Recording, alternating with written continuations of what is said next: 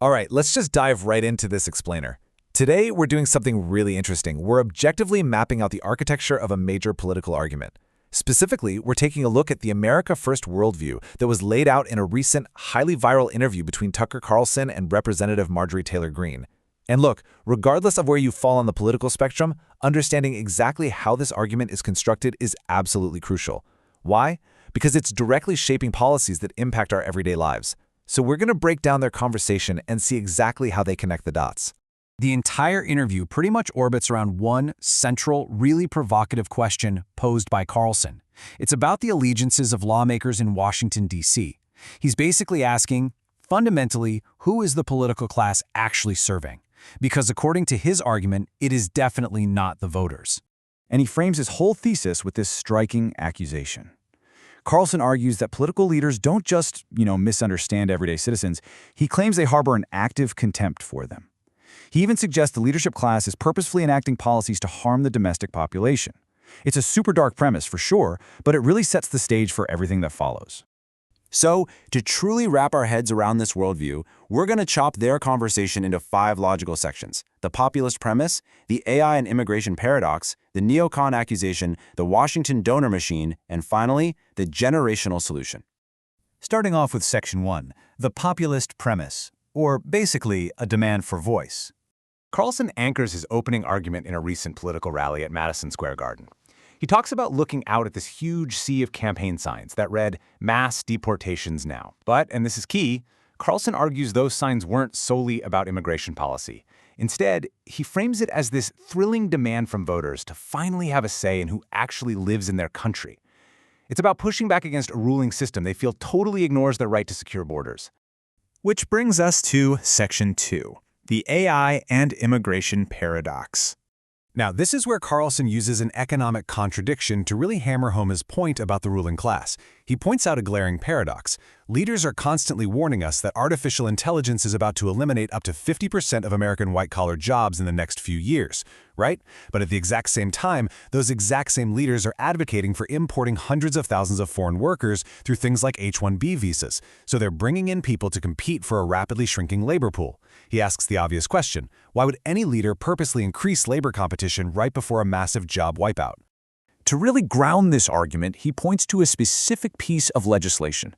350,000. That is the number of Haitians who recently had their temporary protected status extended. And get this, it was a vote where 10 Republicans joined the Democrats to make it happen. Carlson claims this actively strains public resources, working directly against the interests of everyday Americans who are already struggling to afford basic things like healthcare. He frames this not as a humanitarian move, but as an act of aggression by leaders against native-born citizens. All right, moving on to Section 3, the neocon accusation, foreign versus domestic. So Carlson defines neoconservatives, in this specific context, as a political faction that essentially places a premium on foreign regime change and foreign wars over domestic American issues. We're talking interventions in places like Iran, Syria, or Ukraine. He explicitly links these politicians to a worldview that fiercely advocates for foreign borders while supposedly leaving America's own borders completely wide open. And this perfectly illustrates his core accusation of hypocrisy. Carlson claims that lawmakers passionately demand that allied nations, particularly Israel, have the absolute right to remain an ethno-state and secure their borders using U.S. tax dollars. Yet he argues these exact same politicians will turn around and attack anyone as a racist if they oppose mass demographic changes right here inside the United States. He points to this incredible double standard as clear evidence of malicious intent. To cement this claim, Carlson actually brings up a 2017 quote from prominent neoconservative commentator Bill Kristol. In the clip, Kristol suggests that native-born citizens can become decadent, lazy, and spoiled, just sort of clipping coupons, as he put it. Carlson uses this to argue that this political faction literally prefers importing new Americans over taking care of native-born citizens. He claims this reveals a deep-seated hatred for the everyday American public. Okay, let's jump to Section 4, the Washington donor machine and systemic capture. Here, Marjorie Taylor Greene brings in her insider perspective as a former Congresswoman to explain the actual day-to-day mechanics of how this capture happens. According to Greene, freshman lawmakers don't just suddenly start acting against their voters by accident. It's a process. First, candidates have to be approved by the establishment. Then, they get essentially indoctrinated at exclusive places like the Capitol Hill Club. Very quickly, they become reliant on wealthy lobbyists writing maximum campaign checks. And ultimately, because they're spending all their time at these fancy DC cocktail parties, they just completely abandon the interests of the voters back home. Greene basically maps out the whole ecosystem. She argues that the flow of donor money entirely overrides ideological lines. It literally unites Republicans and Democrats. The donors, ranging from the military-industrial complex to big tech, pharma, and foreign lobbies, are the ones writing the checks. The politicians cash them and in doing so avoid their actual constituents. And the result of all this? They pass policies like warrantless spying or massive foreign aid that hurt everyday citizens but deeply enrich those exact same donors. It's essentially a closed loop. To prove her point about how authoritarian policies sneak through this machine, Greene cites this crazy number, 57. She points out that 57 Republicans recently voted against an amendment that would have stopped the government from mandating AI kill switches in all new cars. Let that sink in. This is an initiative she says literally strips citizens of control over their own private property, their vehicles. Yet supposedly conservative politicians voted for it simply because of industry lobbying.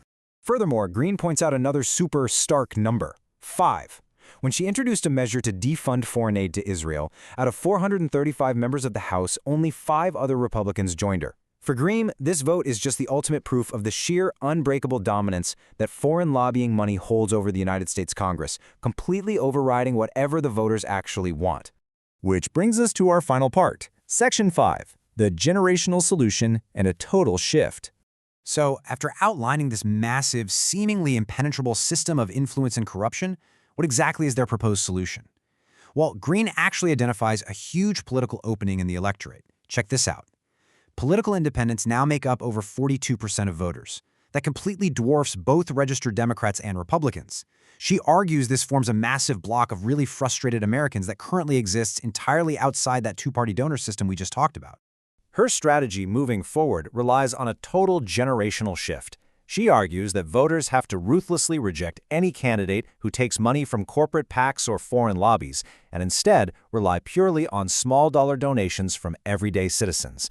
But most importantly, she calls for mobilizing millennials and Gen Z to essentially rise up and vote out the baby boomer political industrial complex, which she squarely blames for the national debt and endless overseas wars. As we wrap up this explainer, we are left with Greene's ultimate provocation. She paints a really vivid picture of a DC machine that is completely captured and deeply hostile to the public. So the lingering question is this: can a coalition of young, independent voters actually organize, defund, and dismantle a Washington machine that seems structurally designed from the ground up to completely ignore them? Whether this America First vision can actually pull it off, well, that's going to be the defining political story of the coming decades. Thanks so much for exploring this argument with me, and remember to always keep questioning the structures around you.